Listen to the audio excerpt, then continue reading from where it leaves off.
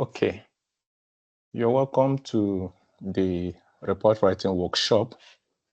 You all know my name. So we're going to be fast about it. I'm sorry, I had some hitches on the road coming to Futo. You know how beautiful our road is and the vehicles that ply the route. Okay, so I'm very, very sorry about the timing. So we're looking at IT report writing workshop. There's a reason why I tried to organize this workshop. There's a reason. One, not just for the mark that you are going to get trying to present your IT, trying to present what you did during your IT, not just because of the mark, but to equip you.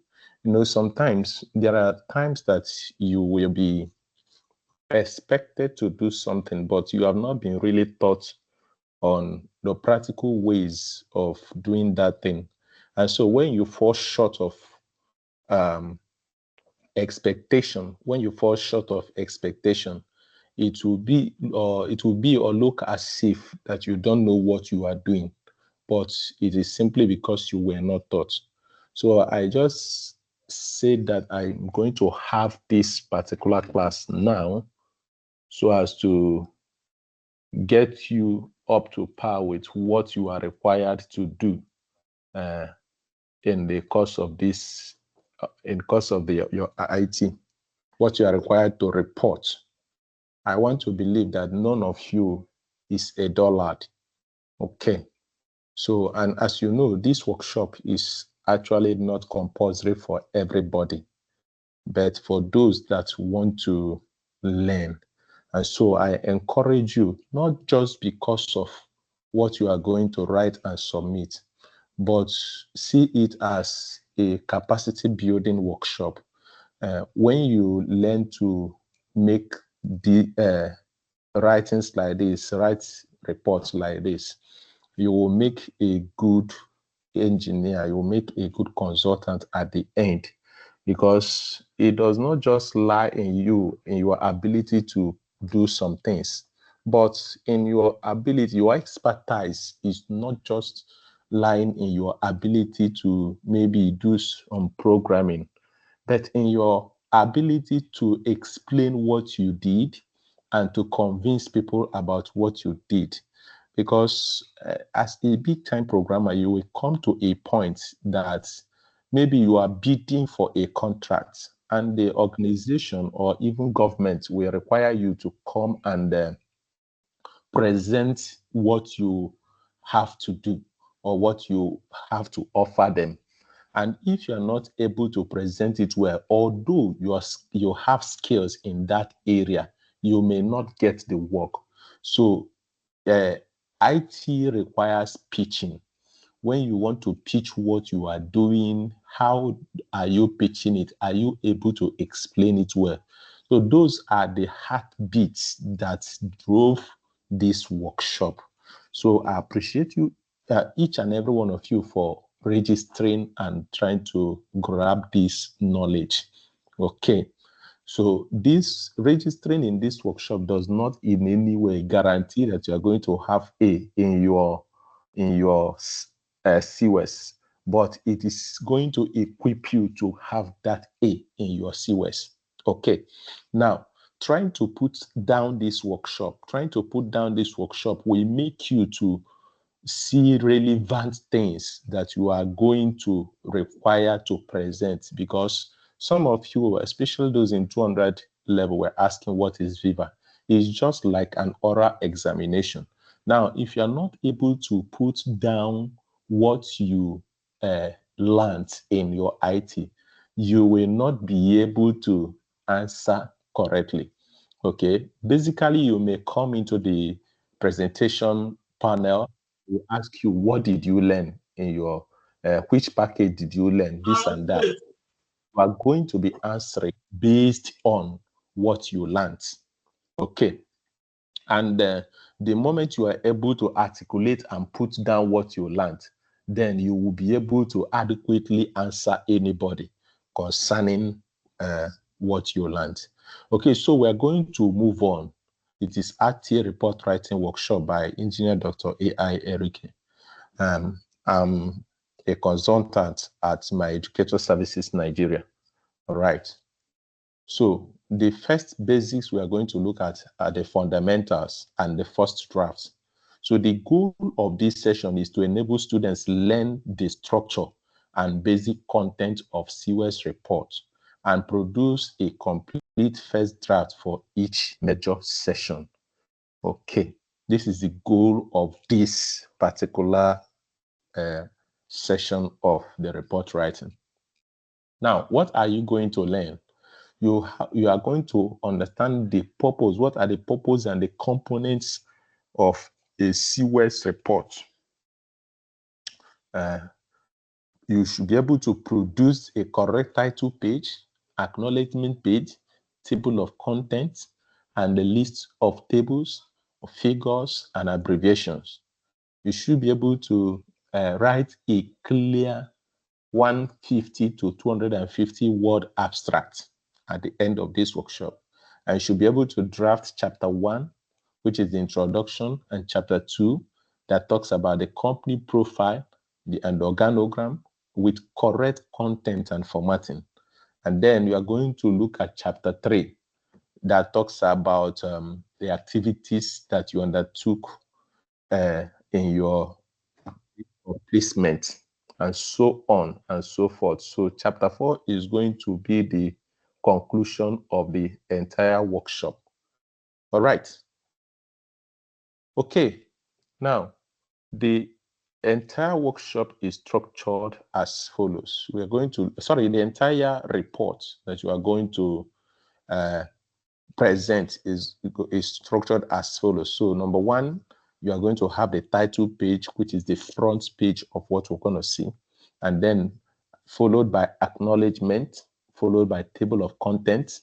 So after the table of contents, you talk about list of tables, if there are tables in your workplace, list of figures, abbreviations, if applicable in what you did.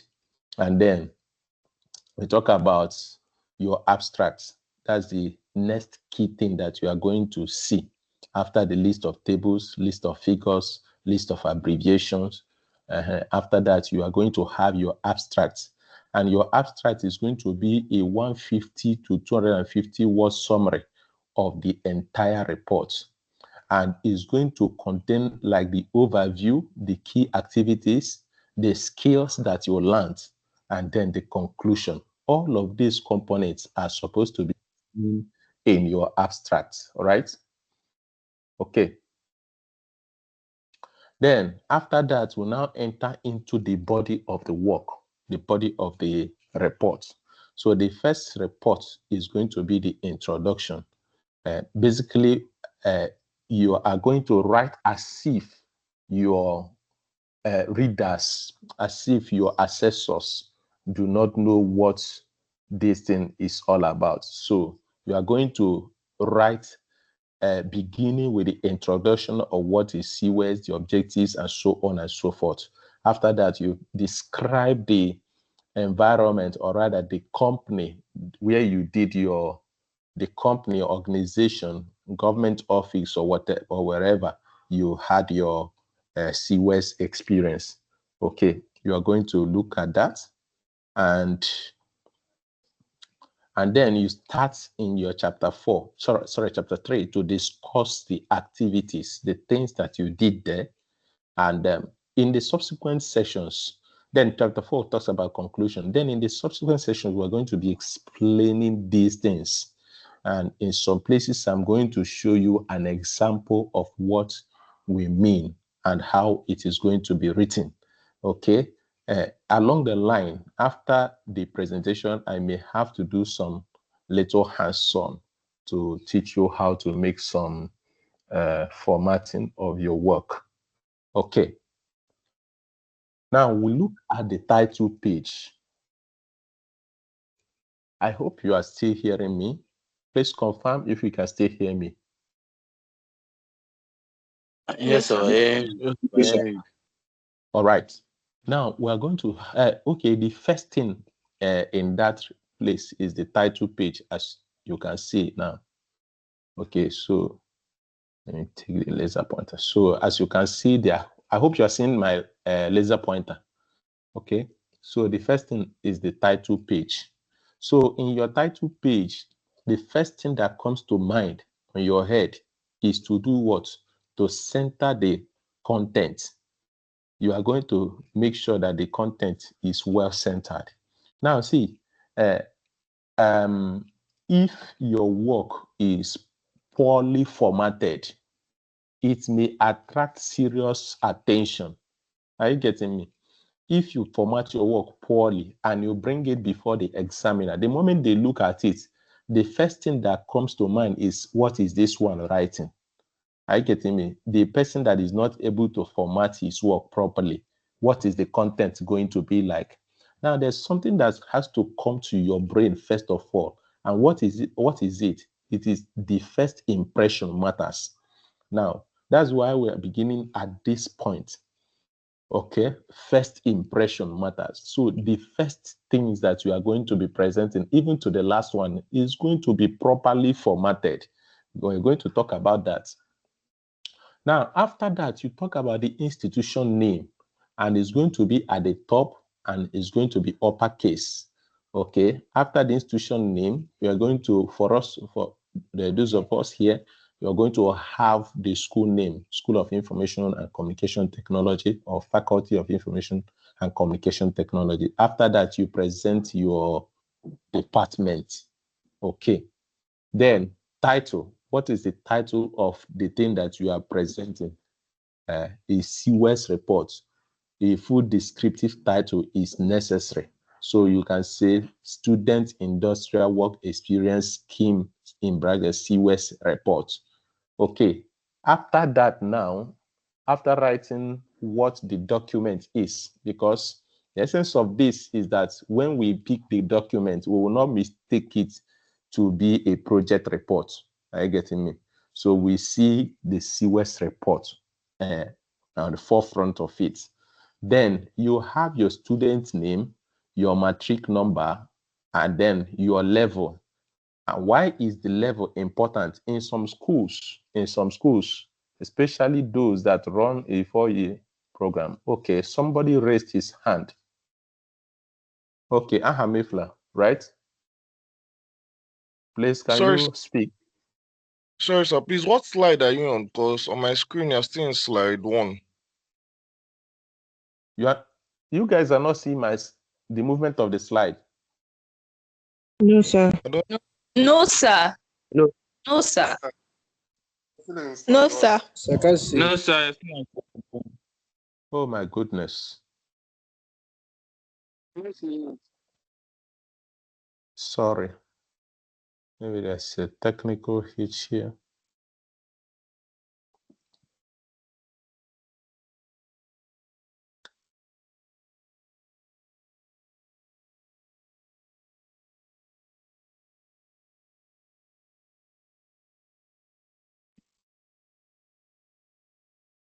Okay, so please exercise some patience. Let me exit this.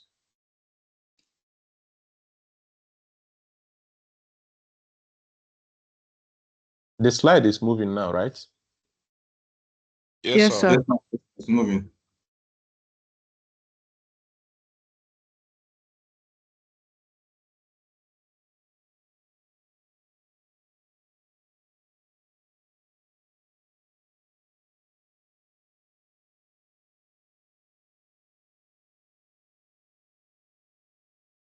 I don't know when I move.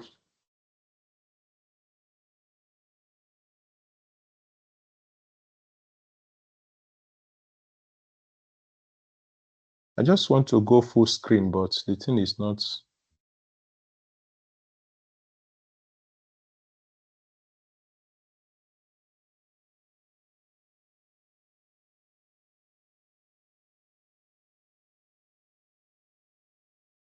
Okay, what do I do now?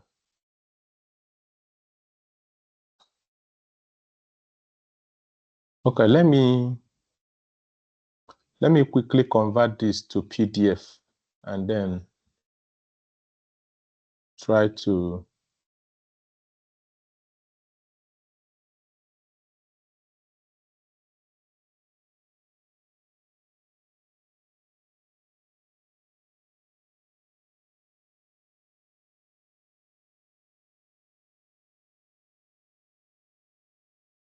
sorry about that.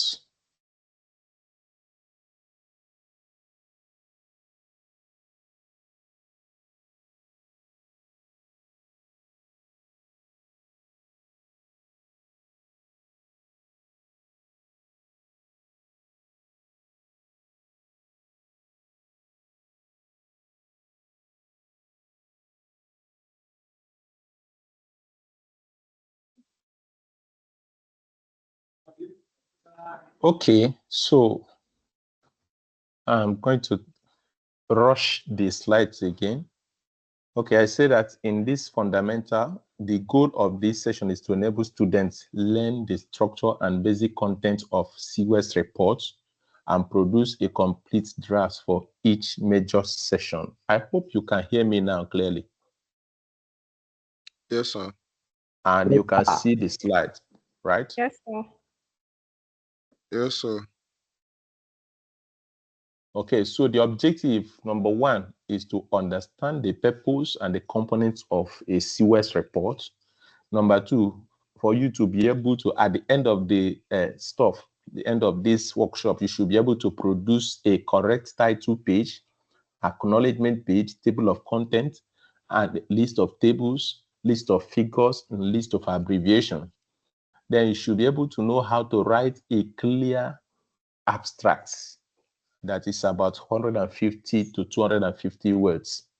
Okay, you should be able to draft your chapter 1, the introduction, chapter 2, that talks about the company profile, the organogram of that company, and then the organogram of the company and with the correct formatting. And then in chapter 3, you start talking about the activities that you undertook while you were in that place. Then chapter 4 talks about the conclusion of the work. And remember, I said before that the aim of this workshop is not just for you to be able to gather marks. No, it is to equip you with what is necessary for you to advance even beyond the shores of the university, even beyond the walls of four corners of the university. All right. Now, look at the report structure, and this is a high-level walkthrough of the report structure.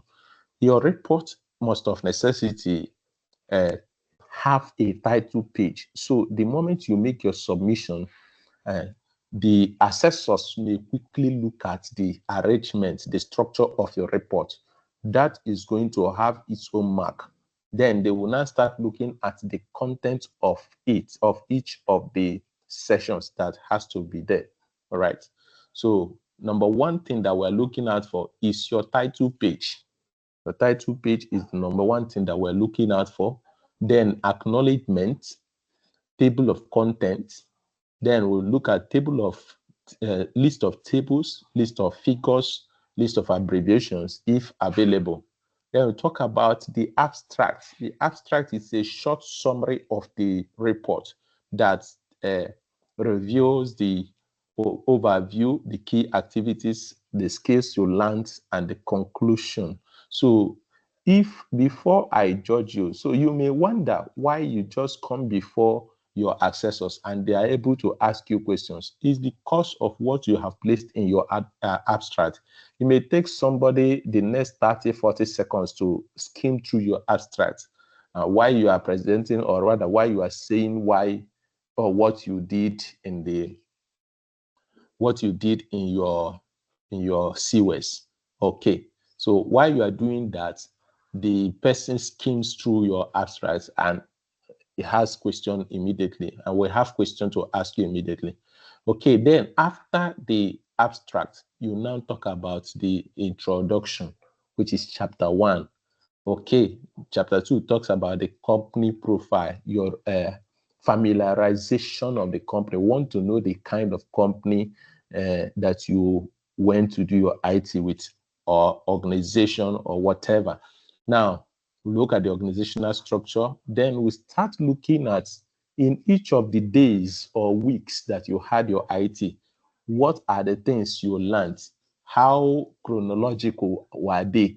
Okay, so we want to see your skill in being able to put down what you learned. We are going to look at the necessary things that are needed.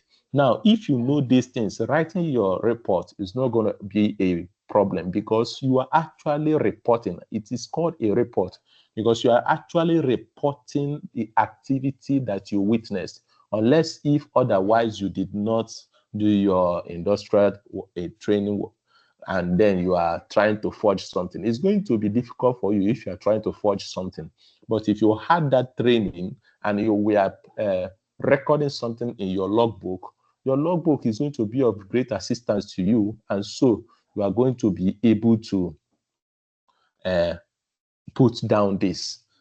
It is not something that's going to come from the moon. It is something that you did. So it's just for you to state you did this, how you did this, when you did this, and so on and so forth.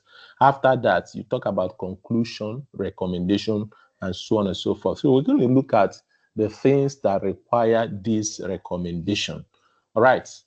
So we are now looking at these things step by step. We're now looking at them step by step. So the first one is the title page. So the very first thing you must of necessity know is that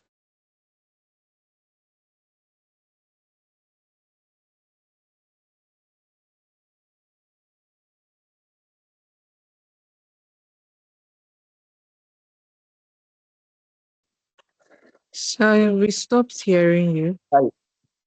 Sir, you are muted.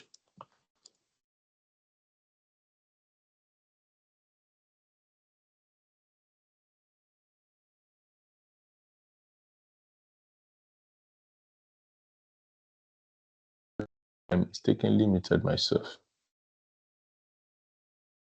Okay, can you hear me now?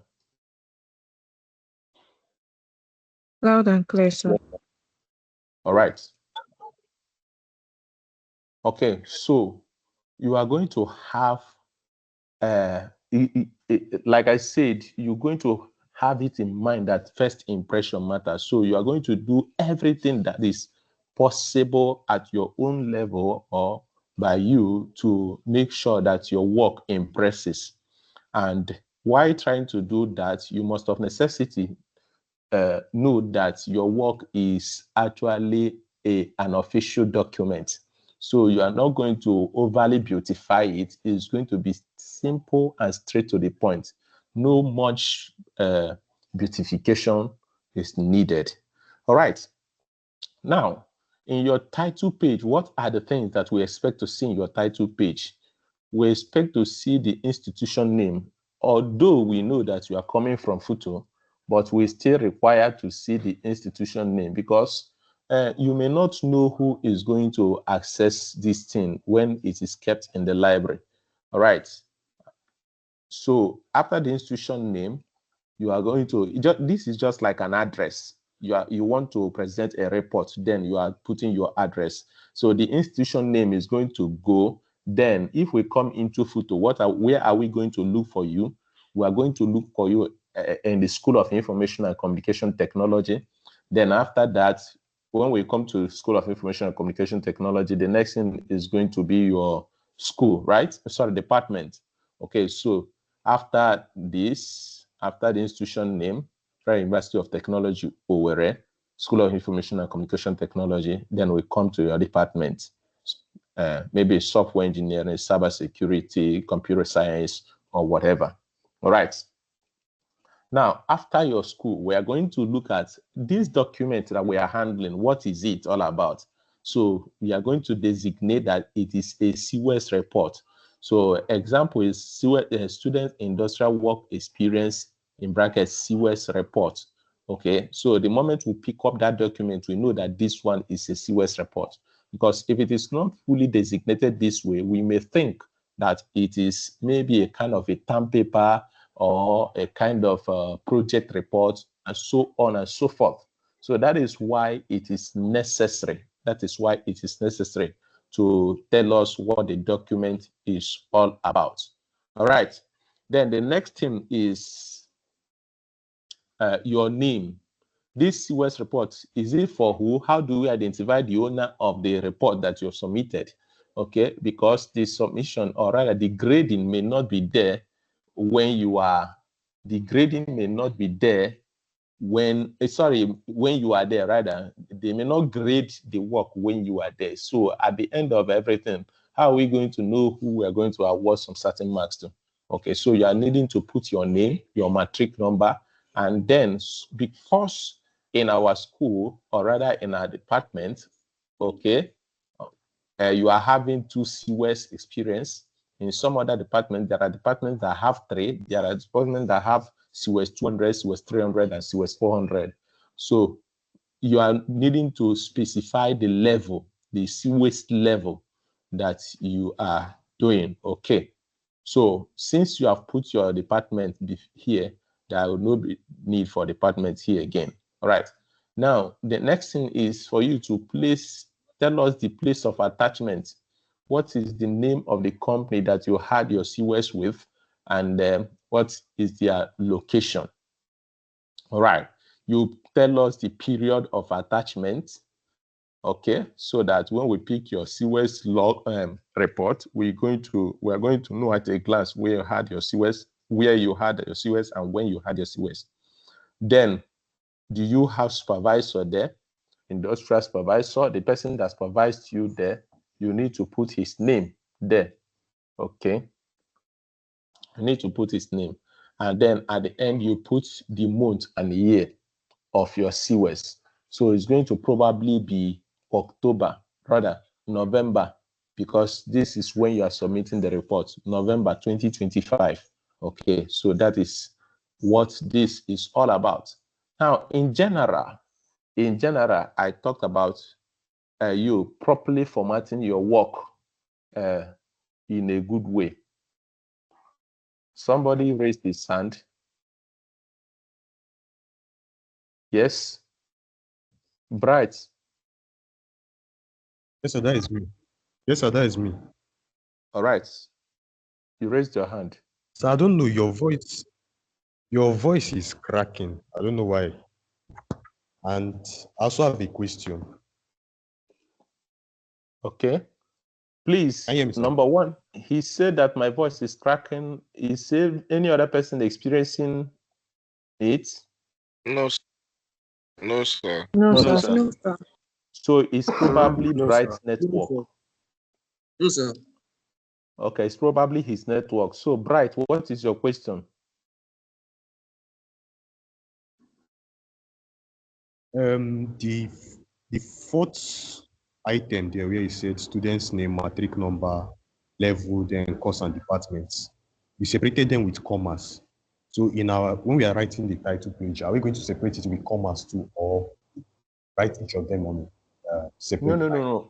No, I'm still telling you the content of the title page. I'm going to give you a sample in the next slide. You get that? Okay. All right. Then the supervisor. Yes. Yes, say what you want to say. Then for the supervisor's name, I didn't get you clearly. Is it the supervisor, our industry-based supervisor, or the supervisor that came from your industry-based supervisor? Okay, sir. Thank you. All right. So then the hallmark of this is for you to use an official font style in presenting this. So I say use readable fonts like Times New Roman. Then use 12 or 14. I would suggest 14 for headings. Okay. Use this for heading. Now, in the next slide, we are now seeing. So when you look at this slide, you see a sample title page. I hope you can see it now, Bright. You can bring down your hand. Okay, you see this example. It says Federal University of Technology, Owerri. Yes, sir. Yes, sir. School of Computing and Information Technology. Sorry, it is School of Information and Computing Technology, SICT, for us. Okay. Then Department of Software Engineering. That's the very first one I said. Then Student Industrial Work Experience, CWES report. They say you are undertook it as the organization, My Educator Services Nigeria, number 4 Park Road, Awka, Anambra State. Okay. By, you put your name here. And what is your name? You write your name, your official name, surname first, then first name and middle name. Then your matric number. You may not put this matric number here. You just put your number. Do you understand? Or you can just put matric number, level 200. Right. Then who is your industrial supervisor? Engineer Dr. A.I. Rike, depending who your supervisor is. All right. Then period of attachment, January to June 2025 for the people that had 6 months CWES. And then you put your own, whatever. Those that had 2 weeks CWES, you put your own.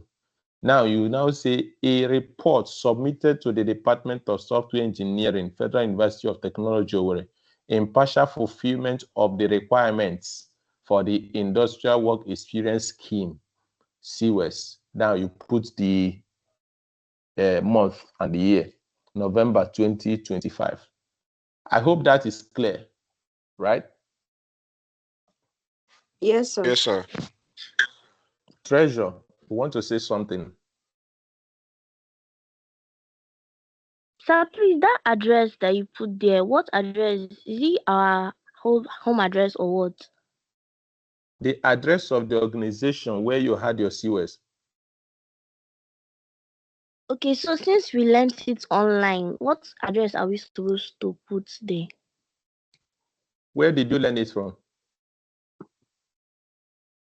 From the online classes we are having now. Did you learn from?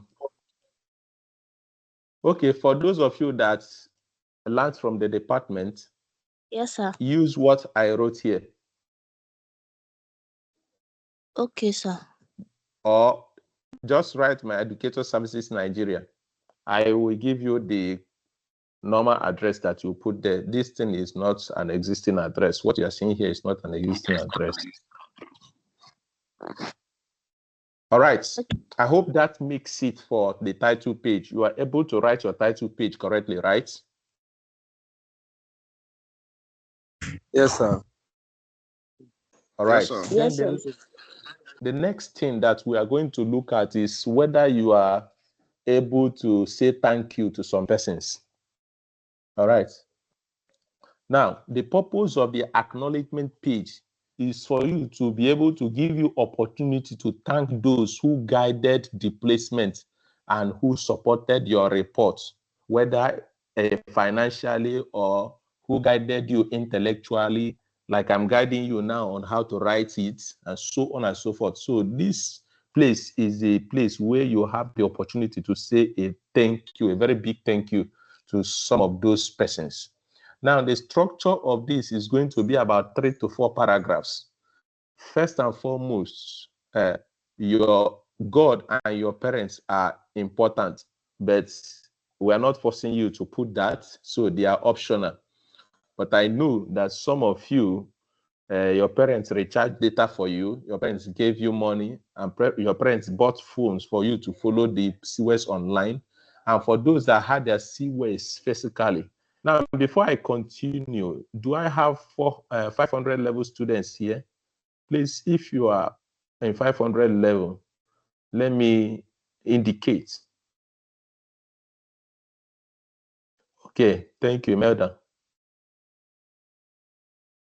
All right, I just want to be sure. Okay, Chiga Lazo. Oh, Bright, you are also 500 level. All right, okay, thank you very much. I appreciate you guys. Your own is very important to me, those in 500 level, because very soon you'll be writing your reports, your final year report project. So why I mentioned 500 level students, your own ran in 2 months, and I want to believe that somebody was giving you transportation fare to that particular place where you had your CWES, and they were eating during the course of the CWES. So there is need to say a very big thank you to your parents or your guardians and whoever it is. Then inside of the organization, somebody took out time to teach you something. So your company supervisors are important. It is very important that you also acknowledge them and say a very big thank you to them. And then your academic supervisor, your academic, what's it called, your class advisor, and some advisors in your department. There might be some lecturers apart from your class advisors that have encouraged you in one way or the other. Some of you may have secured placements, especially those in 500 level. You may have secured placements through somebody. So you appreciate that person, because sometimes it is not easy. Please give me space. Give me time, a little time to close my windows.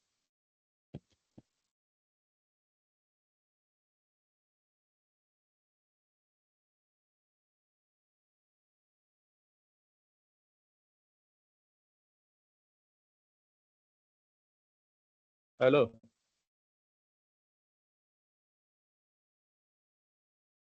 Is the sound disturbing you?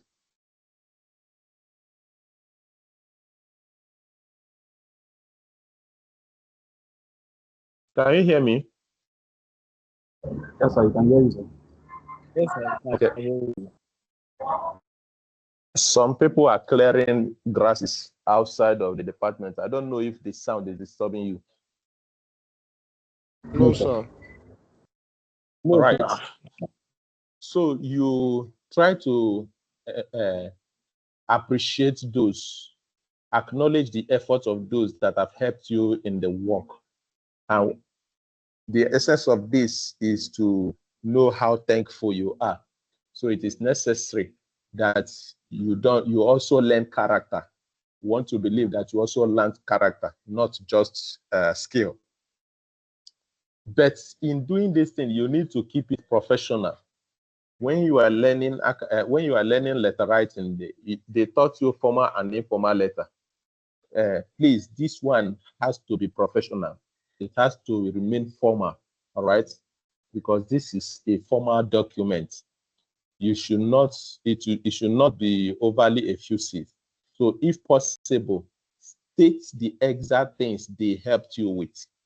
Maybe you were stuck in some certain areas, you appreciate somebody. You know, one of the ways to appreciate people is to tell them the exact place. Let me just say somebody gave you let me just say that somebody gave you 50,000 naira, and then to that person, he may not know, oh, 50,000 is too much. Let me just say 500 naira, and you have not eaten before. You have not eaten since before the time. So if you want to thank the person, don't think it is just 500 naira. You say, please, thank you very much. You don't know what this thing did for me. It is because of this thing that I have something to eat. Please, I really appreciate. You know, when you appreciate people that way, it may move them to do more. It's not just that you want to say thank you, sir. Somebody gave you 500 naira, and in your mind, is it not ordinary 500 naira? Thank you, sir. No, so please, you need to know how to thank people, appreciate people. That's appreciation, not just thank you. Okay, so look at the sample sentence. You say, I wish to express my sincere gratitude to Mr. A of Mersin Corp for his supervision and guidance during my CWES attachment. Okay, in the next slide, we're going to see an example. See a sample acknowledgement. Say, I sincerely thank Almighty God for the strength, wisdom, and good health granted to me throughout the period of my industrial training. I am also grateful to my parents for their constant encouragement, financial and moral support during this period. All right. Then the next one, my profound appreciation goes to my industrial supervisor, Mr. So and so at so and so organization for his or her guidance, patience, and practical insight that helped me to understand real world software development process using, you may mention the tools you use. His mentorship in applying theoretical knowledge to solve practical problems was invaluable. Okay, I also wish to express my gratitude to my academic supervisor and so on and so forth for his continuous academic direction, constructive feedback during the course of the training. And finally, I acknowledge my colleagues and fellow interns for their teamwork, cooperation, and knowledge sharing, which made the entire experience productive and enjoyable. All right. So maybe there was sometimes a day you wanted not to attend the class, and then somebody motivated you to attend the class. So you know how to acknowledge these persons. Breakthrough, you want to say something? Please go ahead. Okay, yes, from what you stated, you showed that there is a project and an academic supervisor. So I would like to know, our academic supervisor for the department is Reverend that taught us. So who is our industrial supervisor? So we can insert it into our report. Please, there is no academic supervisor. When you look at this place, you see in industrial supervisor, there's no academic supervisor here. So put the name of Reverend that side. You got it? Okay. Yes, sir. All right. So then next we look at table of contents. That's the next thing in the table in the online. So there's a way you can generate automated table of contents. By the end of this class, I may show you an example, and some of you may have also known example. So the important thing is that there is a way to structure your table of contents, and then it will be beautiful. So at the end of the class, I'm going to, if I'm not able to do that, I may give you a a link on how to do it, a video link on how to do it. Okay. Then after the table of contents, then you look at the next thing is going to be list of table, and then the list of figures, and then the list of abbreviations. And all of them are going to take 1 page each. Okay, they are going to start in a new page. Let me use the word. Each of them is going to be started in a new page. So all these structures that we're talking about are going to be started each on a new page, on a fresh page. Even if you didn't exhaust the first page, for this title now, you are going to see it on a new page. Okay, so when to include the table of contents, all of these things, when to include it is if you have 1+, that is, if your table in the work is more than 1, or if the figures in the work are more than 1, or if the abbreviations in your work are more than 1, that is when you are going to include this. So if they are not more than 1, please, there is no need to include list of tables or list of figures or list of abbreviation. Now, example, list of tables.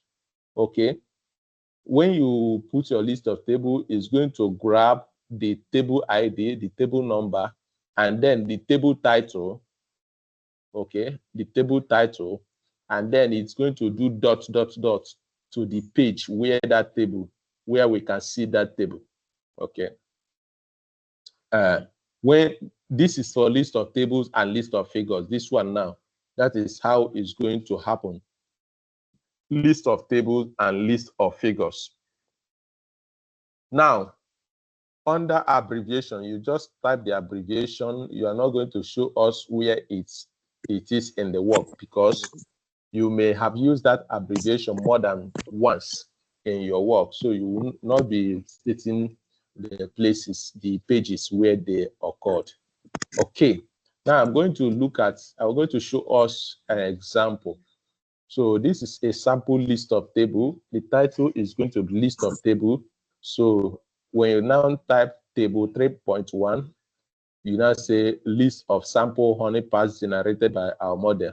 This is an excerpt from a project, a dissertation report, right? Now 3.2 is going to, you see how it is. You see this and you see the page where you can find it. You see this, you see the page. So that is how you are going to format your list of tables. Now, the same thing goes with the list of figures, okay?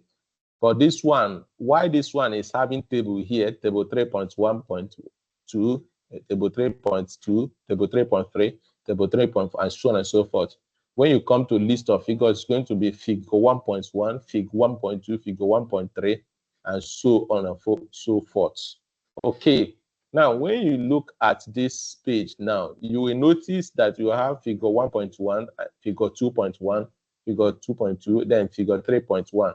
Now, if you have a figure, you are going to label that figure first with the chapter number and then second with the figure number. Okay, I hope that makes sense. Now, what it means is that in this example that I'm showing us now, if you come to chapter 2, this one is the only figure we see in chapter 1, and it is only one figure. Now, if you come to chapter 2, we have two figures in chapter 2. So figure 2.1, the first figure in chapter 2 is figure 2.1, and the second figure in chapter 2 is figure 2.2. So this one is sectors that employ cybersecurity professionals. Okay. All right. So this one is figure 2.2, the second figure in chapter 2 of my work. So if you have a figure in chapter 1, you are going to start with figure 1.1, figure 1.2, figure 1.3 until you exhaust all the figures in chapter 1. Then if you enter chapter 2, the first figure in chapter 2 becomes figure 2.1, the second one 2.2, the third one 2.3, and so on and so forth. So that is how you label your figures. Then you have the list of abbreviation. Your list of abbreviation is going to come in alphabetical order. Are we together? So when you look at this, you now see that A came first, Application Programming Interface, API. Now, remember I told you that when you are writing, you are going to be writing as though your reader is not experienced. Your reader doesn't know what you know. Are you getting me? So all of you may know the meaning of Application Programming Interface, but don't assume that the person that is going to come across your work will know it.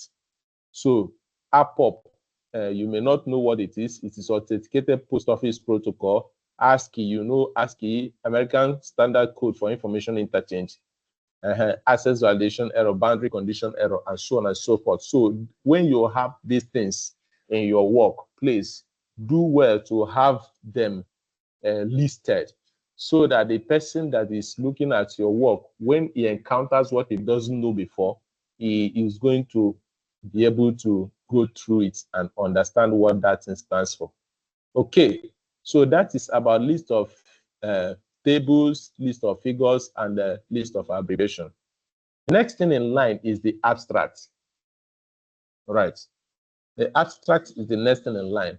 The abstract is a word summary of the entire project and is written in one paragraph. It's written in one paragraph unless otherwise stated. So if maybe you are making a paper submission and they said you should state it in different paragraphs depending, you can go ahead and do that. But if it is not stated, abstracts are usually written as a one paragraph summary. Okay, so the first thing that is going to come in your abstract is going to be the background and the aim of that attachment. Why were you there? Why were you sent there? Okay. Then after that, you give a summary or a description of the organization and what they do. Okay, because you want to use it to, if you say this is what these people, maybe you entered an organization that style people's hair. You are going to tell us that. So when we see the abstract, we will be curious to know what you learned there as a software engineer. Okay, as a potential software engineer, we want to know what you learned in hairstylist company and so on and so forth. All right, now you now use 2 to 3 sentences to list the task you are assigned to do and the skills you learned and the important outcomes that came out of that particular engagement. Okay. And then after that, so if you really had your IT, you should be able to articulate what you learned. If you're able to articulate what you learned and summarize it, then this thing wouldn't be difficult for you. Then the next one is one sentence to conclude and recommend. So it's going to really be a compound sentence. So at the end, you have your abstract done. Now let's look at a sample abstract. Okay, so this is a sample abstract. It says this report presents a summary of a 6-month student industrial work experience undertaken at My Educator Services Nigeria, Ogidi Town, Idemili South, local government area, Anambra State, from January to June. This now say the primary objective of the training was to bridge the gap between theoretical knowledge gained in the classroom and practical application in real-world software development. All right. During the program, I was assigned to the software development unit where I learned and applied Python programming for various tasks that included data analysis, automation, and simple web application development using frameworks like Flask. Okay, I'm not saying you should go and copy this. It's just a sample.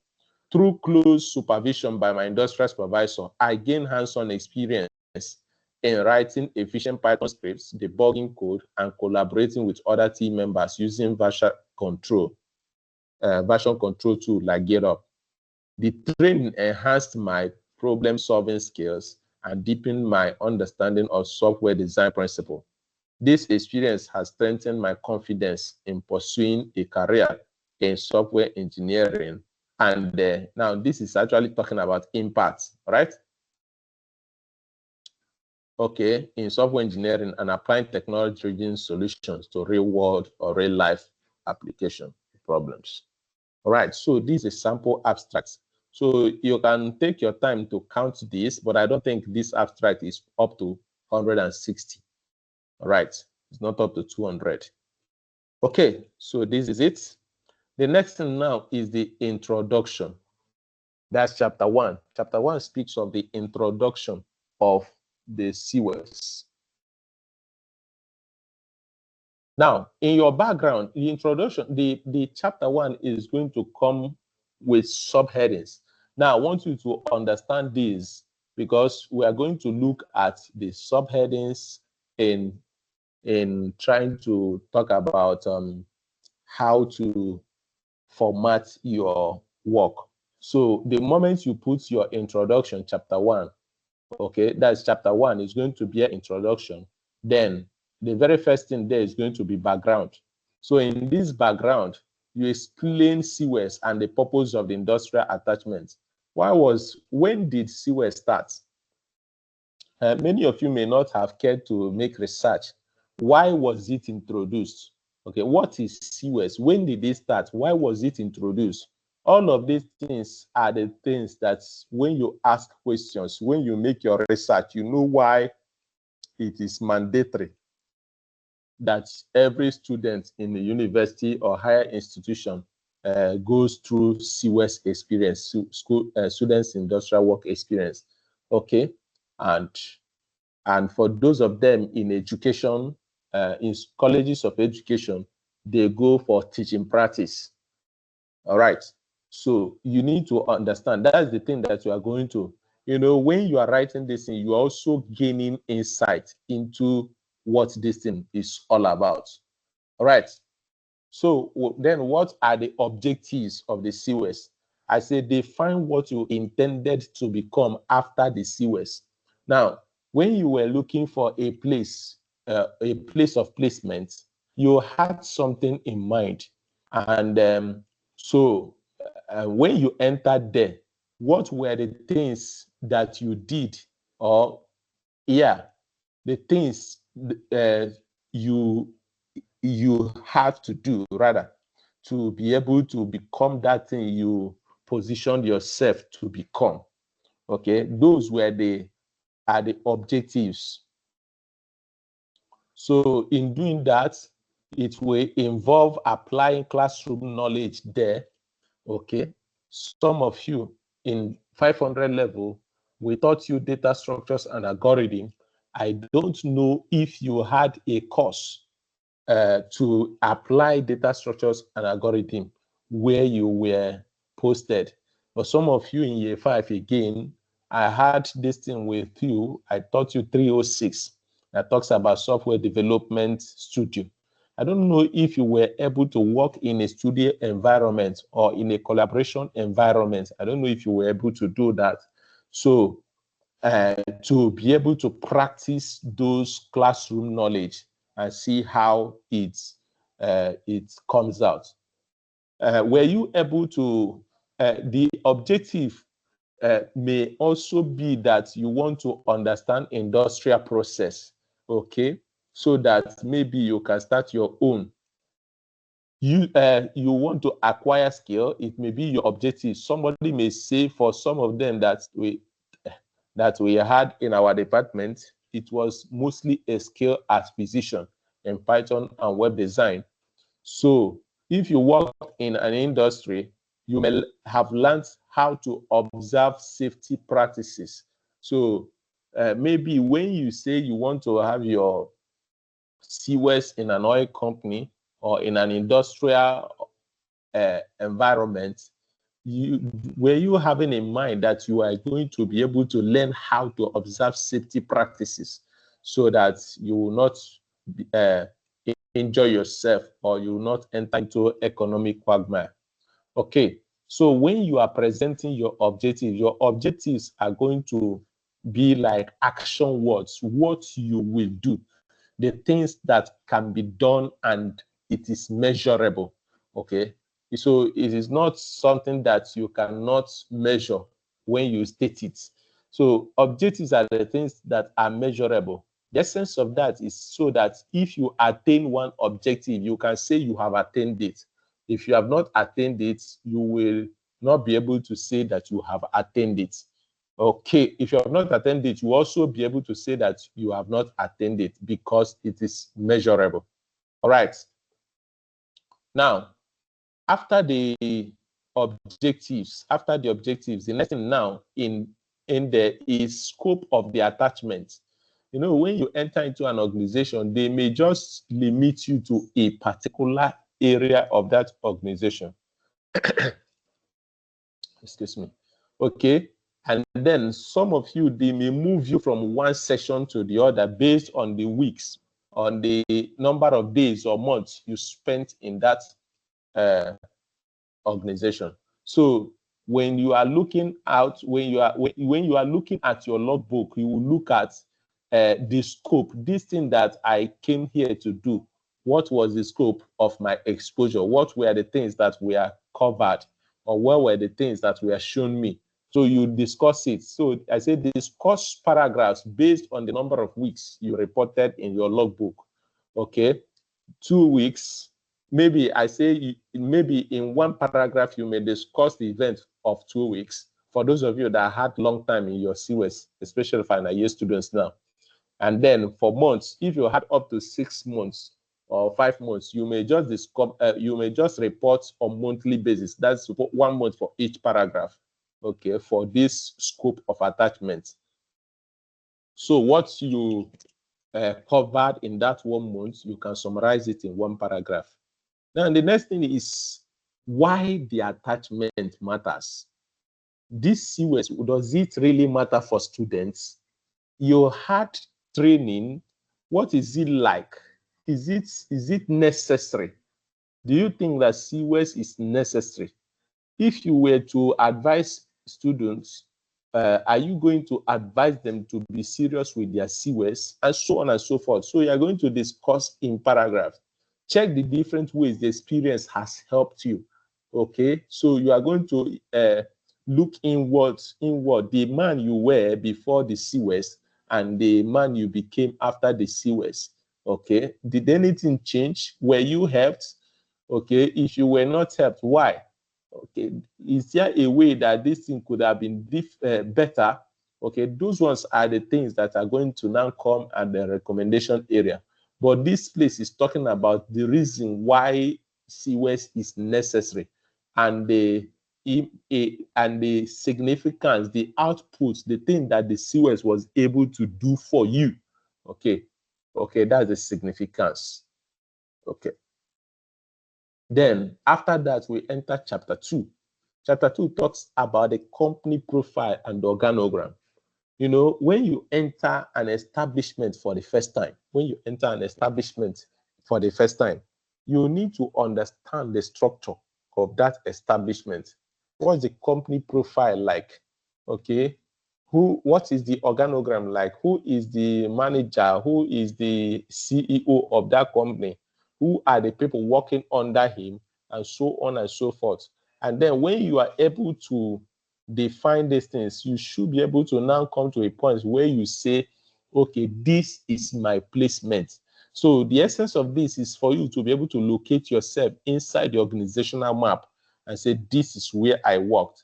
And then when we look at that organizational map, we will not be requesting you to do what maybe inside of the organizational map, you did not work with the HR. So we'll not be asking you HR related questions, all right? Nobody will be expecting HR related questions. But when you now tell us where you worked, in the next chapter, we are going to be seeing what you did there in those places, that place you said you were located. What did you do there? Okay. Okay, now look at the company profile. This essential item, how well do you know the establishment where you work? That's my question. So you put the company name, the address, contact information, date of establishment, the legal status of that company, if necessary, the ownership of that company. Is it a sole proprietorship, or is it a public liability company, and so on and so forth? Do they have a vision and a mission? Okay, do they have a vision and a mission? Then what are their main products and services? What are the things that they are offering? What are the number of employees in that department, and department relevant to you, if as the case may be? Okay, so these are the questions that you have in your mind. Now, if you have, this thing is supposed to have come before your CWES experience, so that you'll be able to gather all this information. Okay, so after then, we now look at a sample structure. So you look at the sample structure 1, the name of the company. So when you come to chapter 2 now, this is chapter 2 that we're dealing with. Okay, so when you come to chapter 2, the first thing you are seeing there is 2.1, talking about the name of the company, the name of company, the address of company, phone number, email, this and that. Okay, then date of establishment. This is going to come as a paragraph. Say the company was established in the year so and so, and it's registered under the Corporate Affairs Commission. You can put their registration number.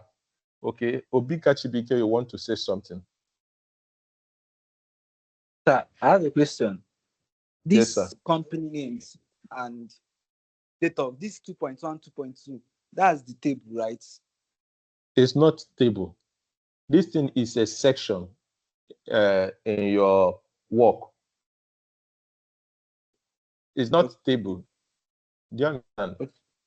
Okay, So sir, this please, thing, say something. Say what you want to say. I'm trying to see an example of table in all the contents, like in the contents you are showing us. Have you like shown us a table? I've not shown you any table. So Okay, for sir. some of you in 200, you may not encounter something that required you to build a table. Okay. You may not have encountered that, but for those in 500 level that had their that had a long time, a whole semester to CWES, okay, they may have a way. Maybe they worked with about 6. They made use of 6 tools. They may decide to put those tools in tables. They may decide to categorize their experience in tables and so on and so forth. You know, tables are important because they give at a glance, they show you at a glance what a kind of a summary of what you did or what you, a kind of a summary of what transpired. Just like charts can be very helpful in analysis. Okay, tables also are instruments for analysis. Right. So look at dates of establishment 2.2. I hope that answers your question. Yes, sir. All right. So when you come to 2.2, you see a date of establishment and legal status. You now can write something about this. The company was established in the year 19 this and is registered under this as a limited liability company. It is owned by this and operates as privately owned company or publicly owned organization, depending on where you had your own placement. Akpan, say something. Good morning, sir. Please, I wanted to know if we'll get a recording of the class. I'm currently on transit, so my network is taking me in and out. Possibly, yes, sir. Thank you. All right, so we talk about vision and mission statements. So, like I said, this place want to assess your knowledge. You know, some persons pass through school and they don't like school to pass through them. So, but here, we don't just want you to say something. We want to know how you participated in that place. How well do you know the place you worked? Do you know the vision of that organization? Do you know the mission? Because if you don't know the vision, you will not know how to get to it. So the mission states the kind of the goal of the company, and the mission states how they plan to get to the goal. Okay. Then, how well do you know about the company products? The company core products include, you can list their products. These services are aimed at meeting the needs of clients in areas of so, and so. All right.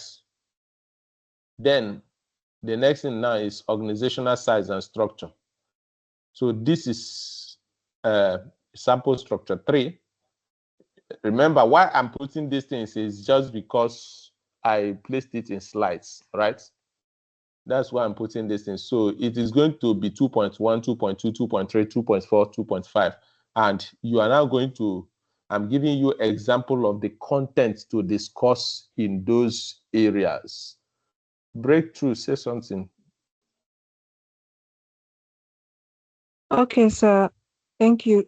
I didn't really get what we're supposed to write in the mission and vision statement. I said it's the mission and vision of the company. So it tells us how well you understand that particular company. Were you able to, you know, some persons will just come and learn something and run away. You don't understand your environment. You don't know what they are producing. You don't know anything about the company.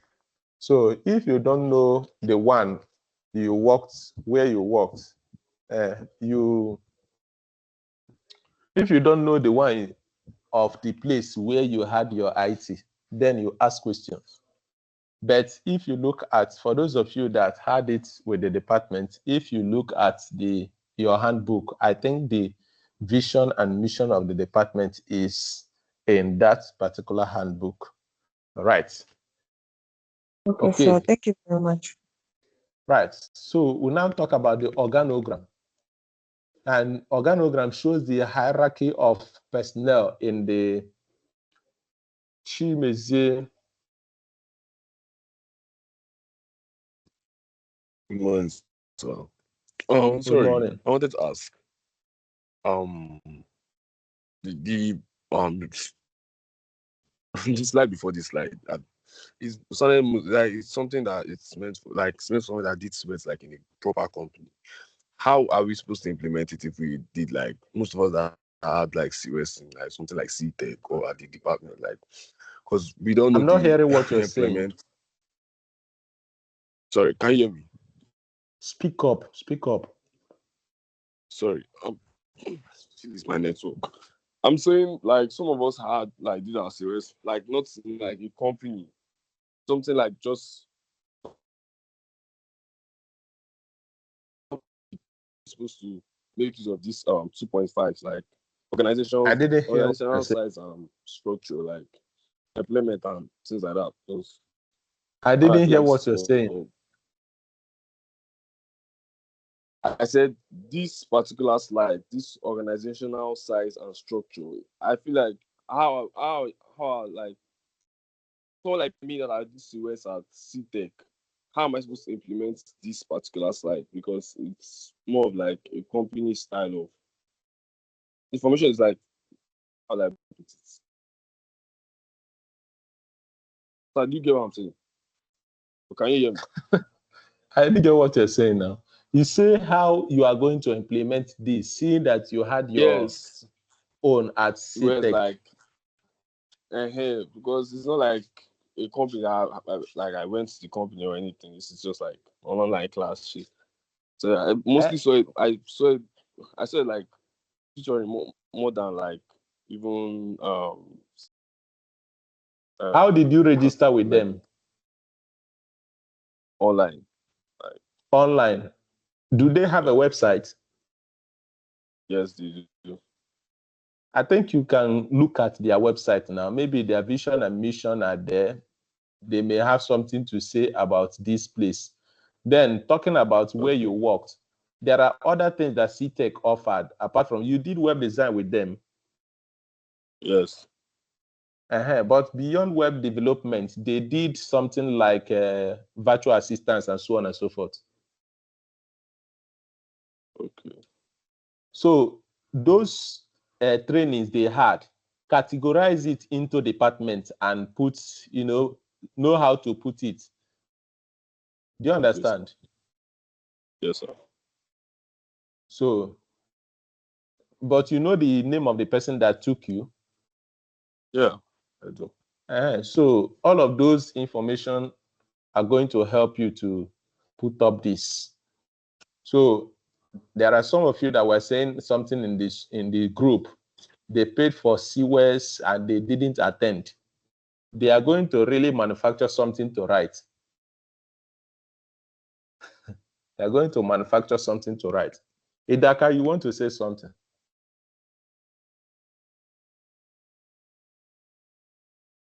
Peter. Yes, sir. Yes, sir. Say something. Good morning this morning. So my first question is, you said something about list of tables and list of figures. Sorry, I'm bringing us back. And a question was raised that, and then you gave an explanation that for us in 200 level that we didn't do things that will require tables and figures. I want to ask if, since we didn't do any. Your audio has cut off.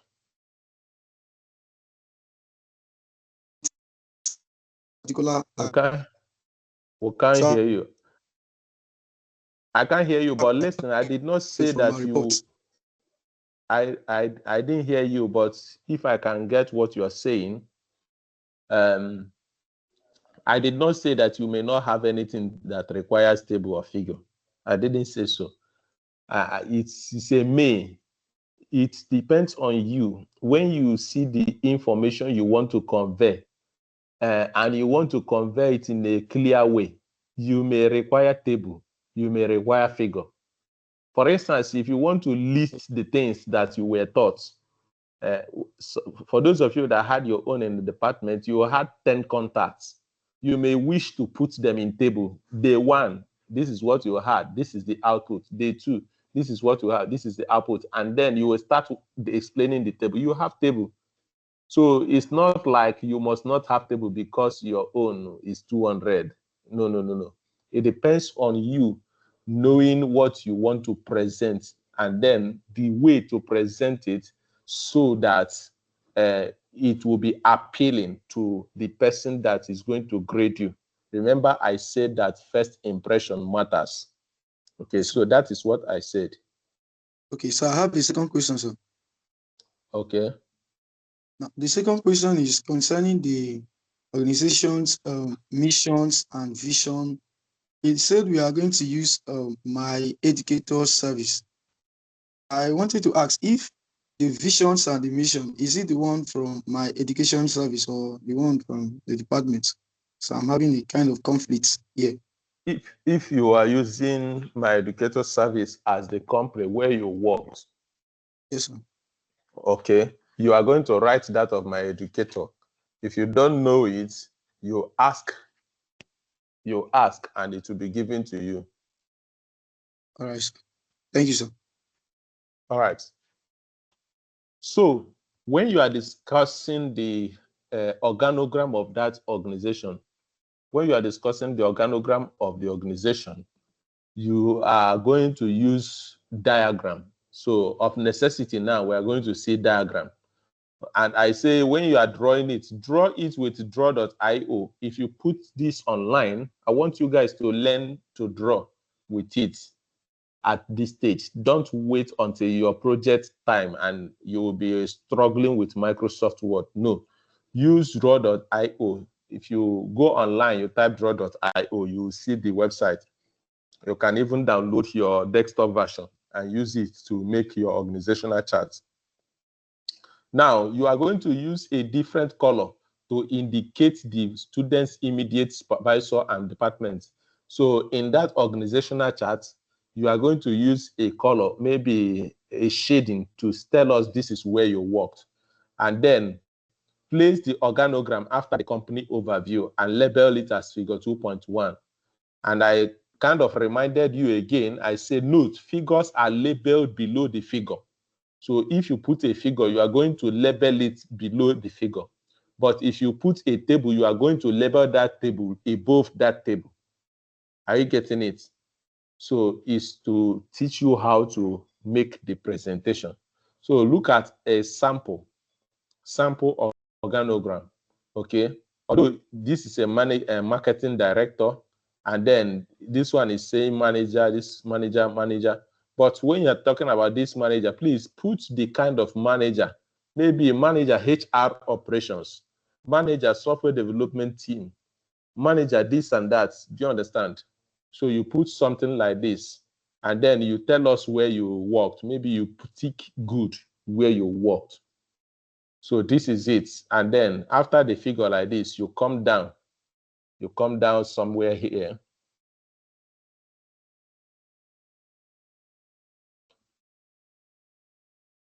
So you come down somewhere here, down here, and put your the figure title. All right. Okay, that is it. Then chapter 3. Now, chapter 3 talks about the structure and the evidence. Okay. What did you do there? You told us, you ended by telling us you worked at so place. There's a place you said you worked at. Now, in that place where you worked, what did you do there? CJ. Hey, good morning, sir. Sir, please, I can't see your screen. Is there any other person that cannot see my screen? No, sir. You all are seeing my screen, right? Yes, sir. Yes, sir. Okay, CJ, maybe it's a network problem. Maybe you go out and log in again. It's probably due to network. Okay, so what chapter 3 must do? What chapter 3 must do? Be technical, be the technical heart. Chapter 3 must be the technical heart of this report. It's going to describe activities, methods, demonstrations, results, if any, and skills gained. It may be most appropriate to use diagram to describe each method or each activity, right? It will be most appropriate because, for instance, if you did a coding work, you may not come and put the entire code there, but you can use a flow chart to tell us the flow algorithm of what you did in that week. And then the code itself, you can move it to the appendix. Okay. I say use both descriptive and reflective writing. So in presenting the activities that you did, you are going to, one of the things you are looking forward to see is, what did you do there? In the course of doing that thing, what did you learn in the course of doing that thing? And then in the course of doing that thing, what did you learn? And then how did you apply that thing you learned? So you see that this thing is actually practical. It's not what you just come and manufacture and place anyhow. Okay, so these are the things. Now let's look at recommended structure for week 3, or chapter 3 rather. So it's going to first of all be an introductory paragraph that describes the department and the overall role it plays in the organization. And when we talk about department, we are talking about the area you were assigned in the course of the training or CWES. Now, if you want to now report, you can start reporting depending on the work you did. Okay, maybe a work spanned more than 1 week for those of you that had a long time, and some spanned 2 days, some spanned 3 weeks, and so on and so forth. So you may say in your week 1, you were taught about orientation and safety. Maybe you worked in an industry. They won't let you enter into some places without teaching you how to go about those areas. So maybe you learned about orientation and safety. So what did you learn in your orientation and safety? Say what you did, okay? Now, what did you learn in what you were taught, and what did you do with it? How did you apply the knowledge? Okay, that's the thing you see in week 1. In week 2, you talk about equipment. You may start describing, maybe they showed you around, they told you this is the generator house, this is this and that, this is this and that, this is how this is used, and so on and so forth. Maybe you were shown around the company. That was what happened in in your week 2. You document it. Now, in week 3, there was a software development task that came. Maybe you worked in an IT company, and then they started talking about development task, or they kind of start telling you, or rather training you to be able to come to par in order to handle some project. Now, in that week, what were you taught, and how were you taught? What did you understand by that? Maybe they want to teach you how to code a logging system, and then they used a flow chart to describe the algorithm of logging flow. And then if that was what you were taught, in trying to describe the activity of that day, you are going to, even if you were not taught how to use flow chart or flow logic to describe a process that you learned, you may, because you are trying to report to the examiner what you did, and you don't assume that the examiner knows everything. So you are using all the necessary tools possible to bring that examiner to understand what you were trying to say. So if it requires you to draw a diagram in order to explain what you want to explain, that is good. If it requires you to use a table in order to explain yourself, that is good. But the thing is, for each activity that you performed, you are going to explain in detail in such a way that somebody that knows how to read and write, maybe somebody that finished primary 6, should be able to read what you wrote and understand. Now, it is not necessary for you to begin to use big grammar. No, go straight to the point, be official and straight, so that you wouldn't be battling with whether your grammar is good or whether it is not good. Use simple sentences to communicate what you did. Simple and short sentences. Use them to communicate. Don't use, sometimes when you use compound sentences, compound statements, sometimes your write-up may become overly ambiguous. All right. So that is it.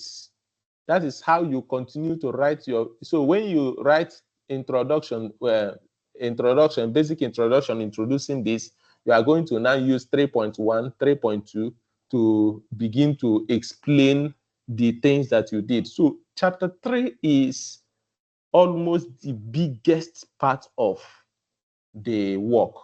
In fact, chapter 3 is the heart. I think there's a place I wrote it. Okay, I say this is the technical heart of this report. So you should be able to describe what you did in your day 1, in your week 1, in your week 2, in your month 1, in your month 2, and so on and so forth. Okay, so it is what you did, not what you did not do. Because when you begin to try to do what you did not do, you will find yourself struggling to lie. And when you start lying, you will continue to lie, and you may not come off it. All right. Recommended structure for chapter 3. For each task that is drawn from your logbook, you are going to look at the task title. What was the title and the date? What are the objectives? Excuse me. What are the objectives? What were you looking at for? What must you do in order to fulfill the task that is stated for that week? Then what are the tools that you use or equipment that you use in order to achieve it? Then you talk about step-by-step description of what you did. You can use bullet or numbered steps that are well explained. So when I say bullet, it is not something that you just put a statement.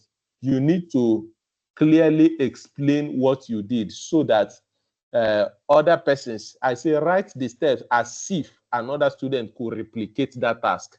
So do it in such a way that another student can come and do that thing you did and we get the same result that you got.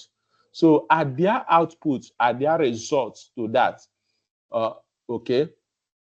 Maybe you, in that week, you coded a login script and so on and so forth. So what are the deliverables? The deliverables, the printout and all of those things, you can put it at the back of your project, the report, and tag it appendix 1. Maybe if you had screenshots or photos, okay, you can put some inside and put some at appendix 1. And now, if you want to move anything to the appendix, you must of necessity report within the body of your work, that session. I say that more codes are in appendix 2 or more codes are in appendix 3 and so on and so forth, so that we wouldn't be expecting the full code in your write-up. Now, after writing the results, all of these things can be presented in paragraphs, okay?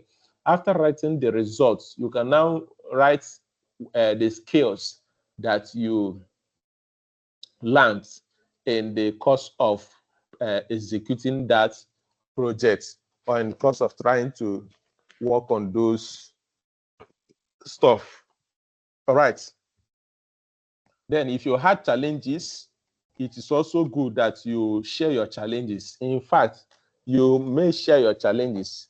You can't tell us that in Nigeria you had your IT without challenges and NEPA did not disturb you, you didn't have network issue, you didn't have money for this and that. So obviously there has to be challenges. Then what was your supervisor's feedback on that particular task? Because I know that your supervisor is supposed to be working on your logbook for each week. So what was your supervisor's feedback? Please, you need to put everything. You don't need to write to impress. If what your supervisor said is not good, maybe he gave you assignment to code a login script and you were not able to do that. If your supervisor said it is not good, tell us that it is not good. Maybe your inability were as a result of the challenges you listed here.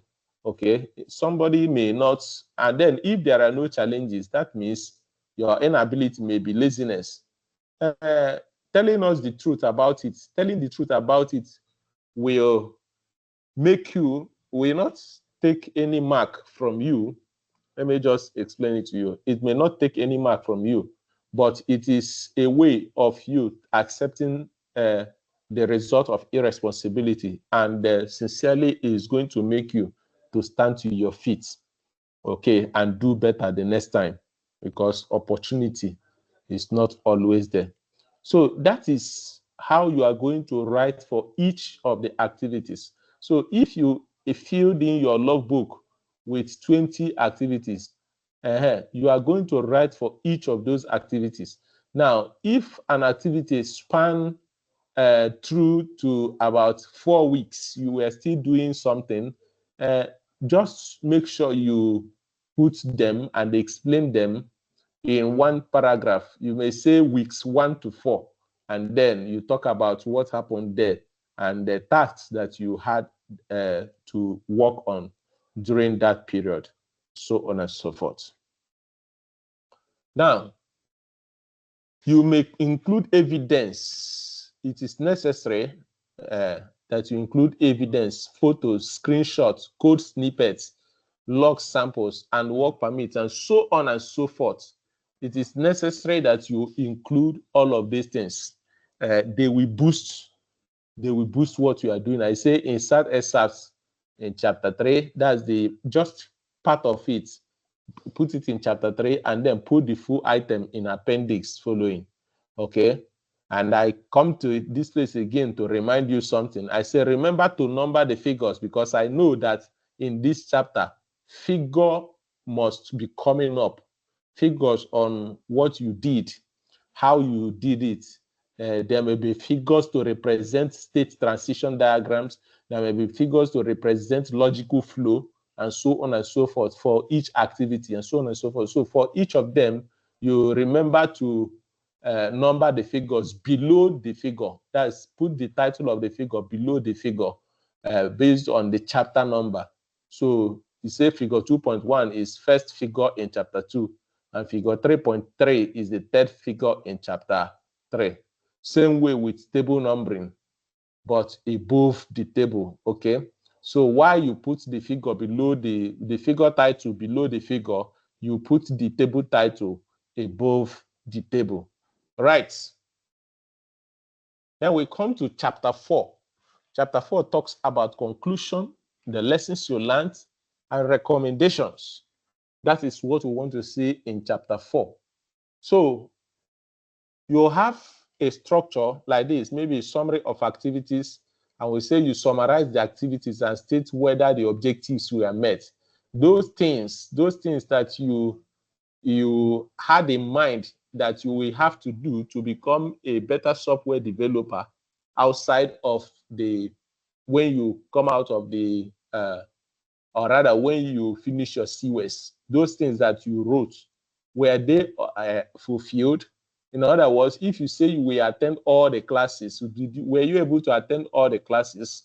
So it is necessary to look at your tables, your objectives, and match them against your outputs, because it is possible that you were not able to go to where you wanted to be during the course of the CWES, But if you are able to analyze whether you follow strictly your objectives, you may come to find out that indeed you didn't follow the objectives strictly, and that may on its own explain why you were not able to achieve the things you stated that you want to achieve.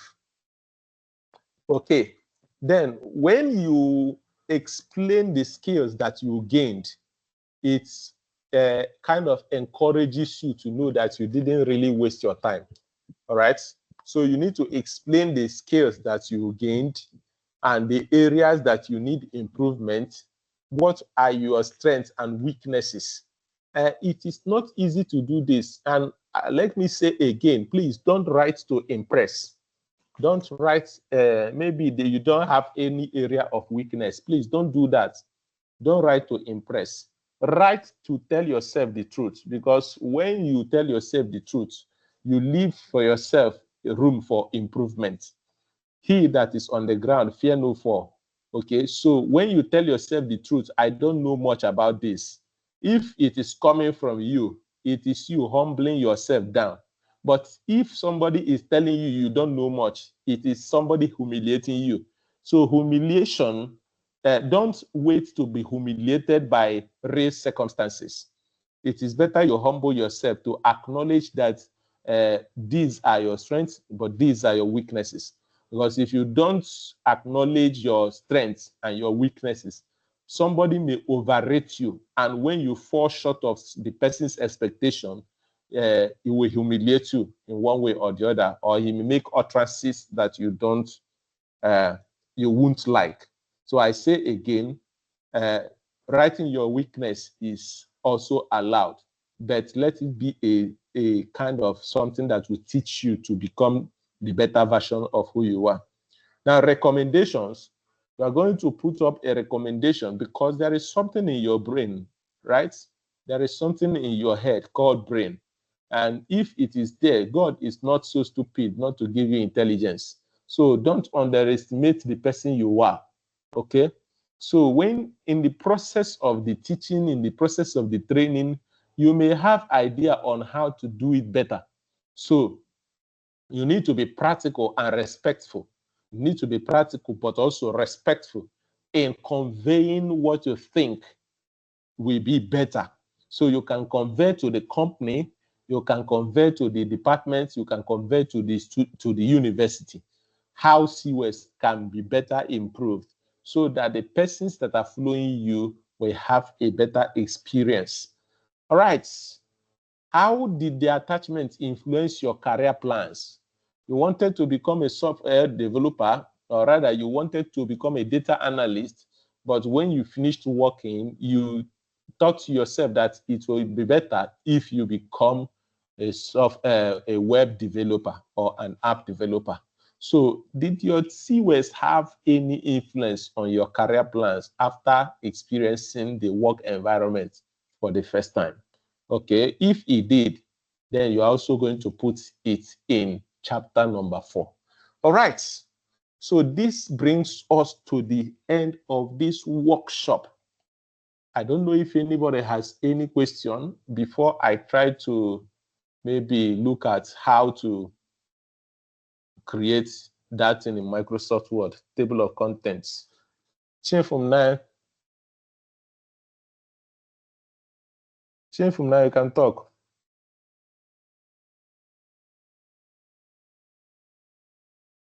Ogamba. Okay, sir. Thank you. Good morning, sir. Good morning.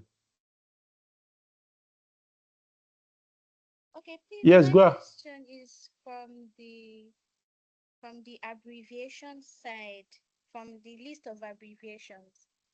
If we Yes. are going to list out the abbreviations and their full meaning, should we also, like, inside the reports, as we write the abbreviation, should we also write the full meaning, like, beside it, or should we just leave it since we are going to list it out in the beginning? Okay, when you are making your report and you put up an abbreviation, at the first mention of that abbreviation, you are going to write it in full. But at the second mention, you can just write the abbreviation. Do you understand?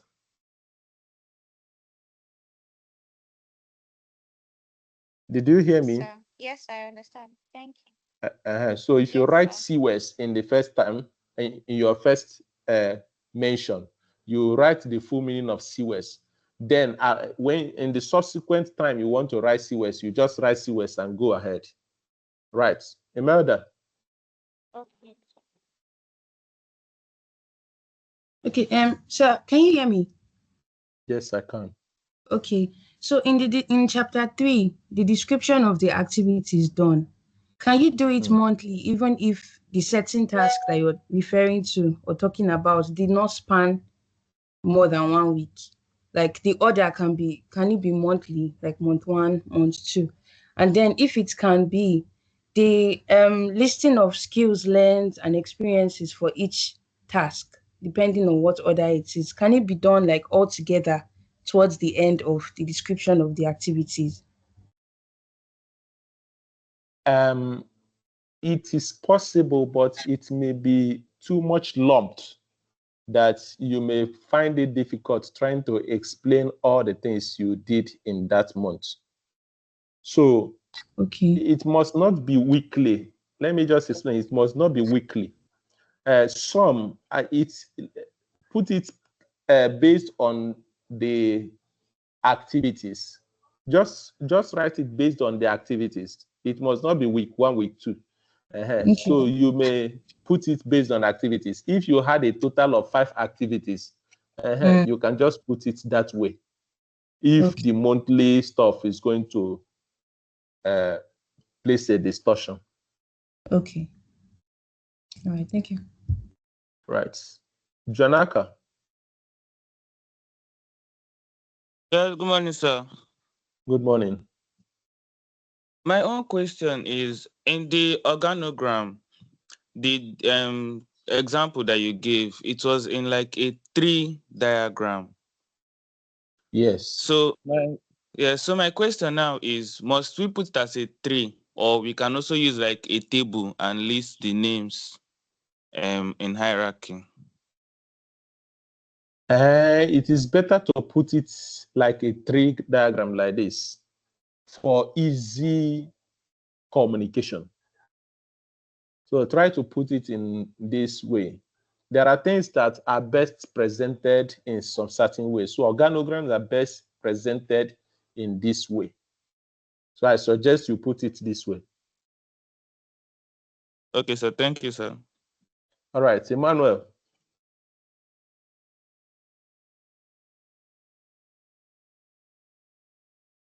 Emmanuel.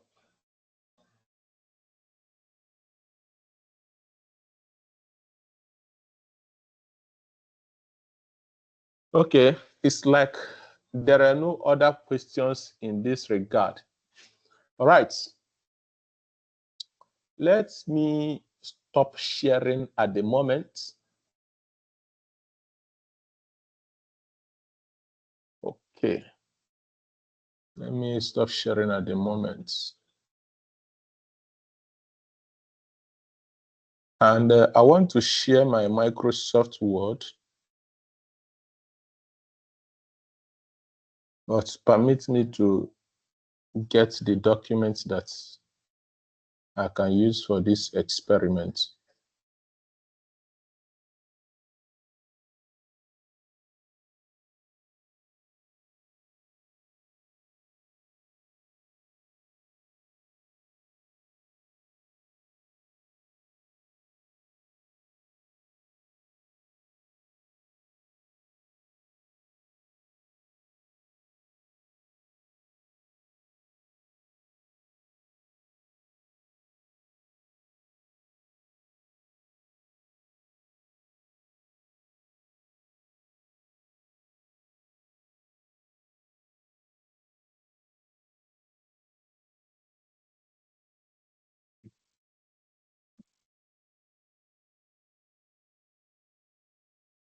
Okay, I want to share my screen now.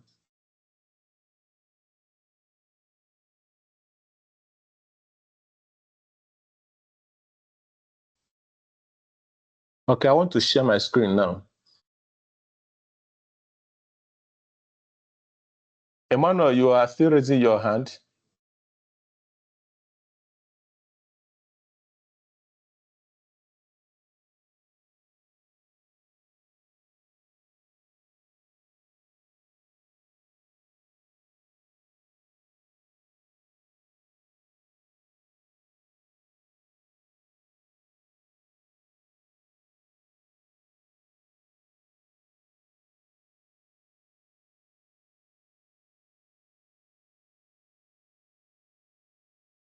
Okay. Please confirm if you can see my screen.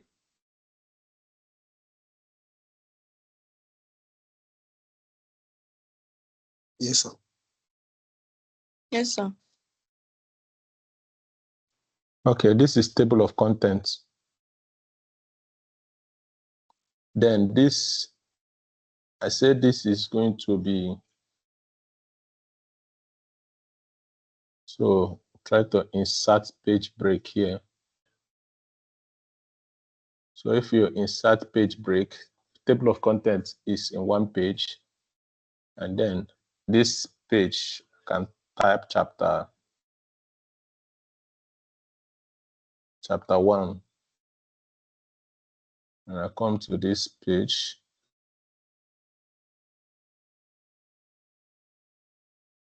After here, I can insert page break, and I have chapter 2.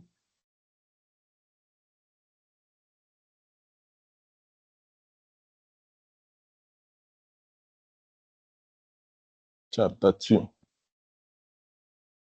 So chapter 1 is introduction. Chapter 2, you put the title of chapter 2.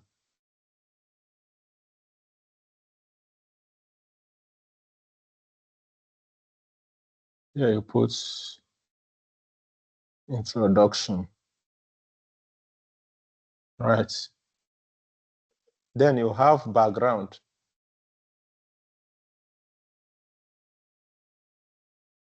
And this background is going to be 1.1. Maybe here you have objectives. I'm just giving objectives. Then when you come to chapter 2, where's our chapter 2?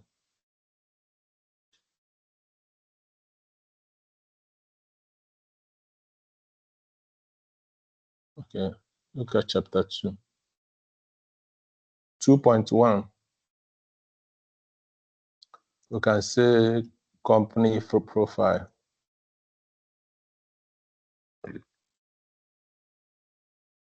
Okay, what I'm going to do now is to do a quick overview of this. I want to end this class now, but let me just demonstrate this. So you will have this. So when you come to, one of the things you do is to stratify your titles and subheadings. So this particular one now, the chapter heading, I can come to this place and call it heading. Maybe just heading 1 or heading 2, or just create style.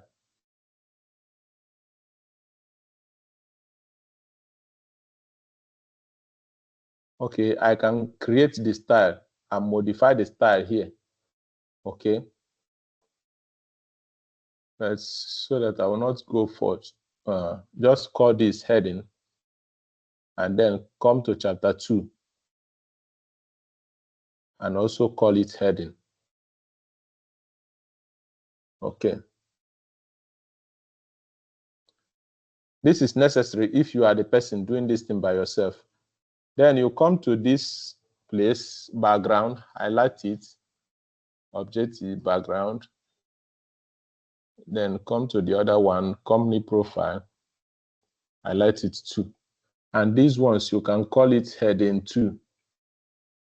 Okay. So I've put heading 1, heading 2. Now what happens now is that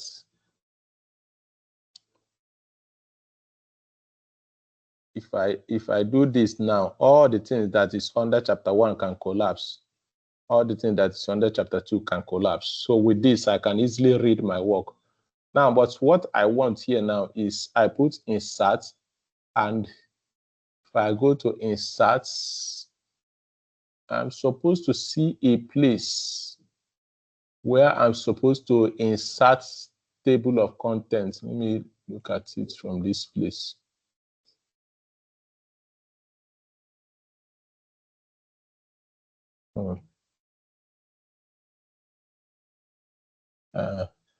So I've come to this place, and you come to this place, you see table of contents. So if you select that, it's going to ask you which type of table of contents do you want.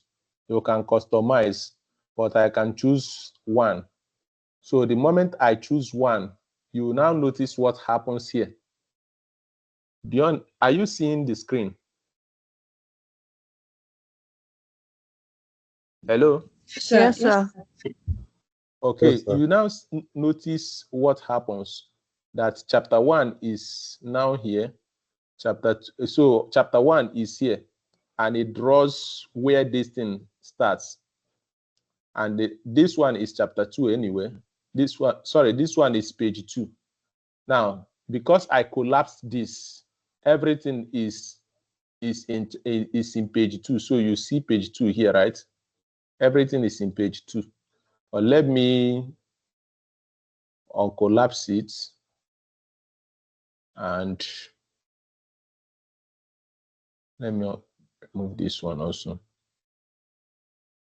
So I save this, and I don't want to save this.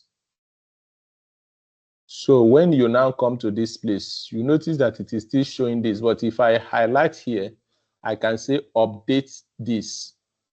I can say update page numbers only, or update entire page. Now, if you have done this, you will notice that if you have done this and you added new works to your work, you need to update the entire tables. But if there are no new work, you can say update page numbers only. So when you say OK, you will notice that the page numbers have been updated on their own. So this one, chapter 2, chapter 1 is in page 2.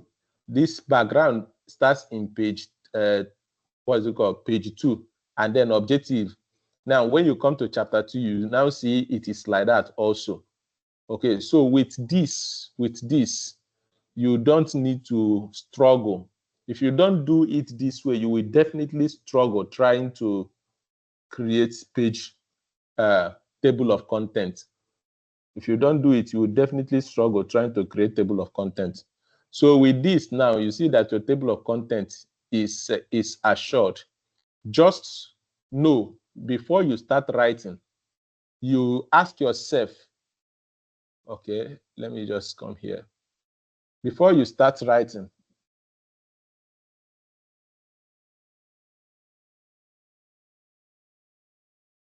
come in, please.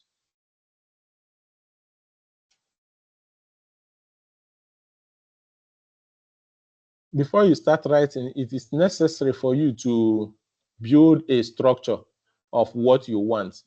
So maybe you just type chapter 1. Okay. So since this thing is in chapters, you can say chapter 1, chapter 2, 3, 4. So you can use insert page break to break it into pages. Then under chapter 1, you have 1.1, 1.1, 1.2, 1.3, 1.4. Now, in some cases, you may stay under chapter 1.1, have 1.1.1, but I will not advise you to pass more than 3 levels. Okay.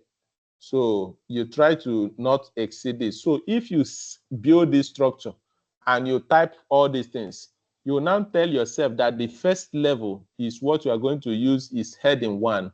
The second level, what you are going to use is heading 2. The third level, what you are going to use is heading 3. If you're able to do that, when you come to your style, you have a way of, when you come to this style, you have a way of defining heading 1, heading 2, heading 3, and so on and so forth. So that when you assign all of these things together like this, you just, with a click of button, and it will generate your table of contents for you. Okay, so that is the bonus thing that I want to show you, how to create automated table of contents. And then notice that you can as well edit this table of contents. When you highlight it, you change the character and the fonts, and it will align with the character of your writing. Please, when you're writing, use Times New Roman, and then use Times New Roman, and then let the font size be 12, and then the distance between here, that is the margin, let it be 1 inch right round. Okay, so that brings us to the end of this. I'm going to maybe find a video link and send across so that you can learn more about it. Blessing wants to say something.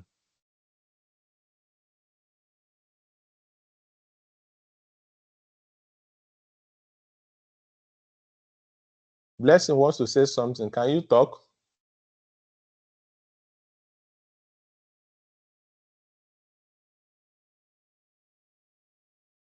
Okay, any further questions before we call it a day?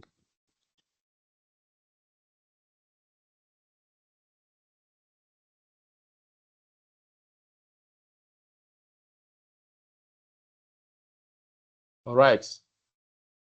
In the absence of any other questions, please, let's move the motion for adjournment of this meeting. Now, the bonus I'm going to give is that the first 5 final year students that will send me their reports, I'm going to edit it for them. I'm going to read it and edit it for them free. The first 5, that's what I said. Then in second year, the first 10 second year students that will send me their work, I'm also going to read it and edit it for free. I hope you are hearing me. Yes, sir. Yes, sir. Yes, sir. Okay, so please, I want Yes, to sir. encourage you to start writing immediately so that you will not forget what you have done. Thank you very much.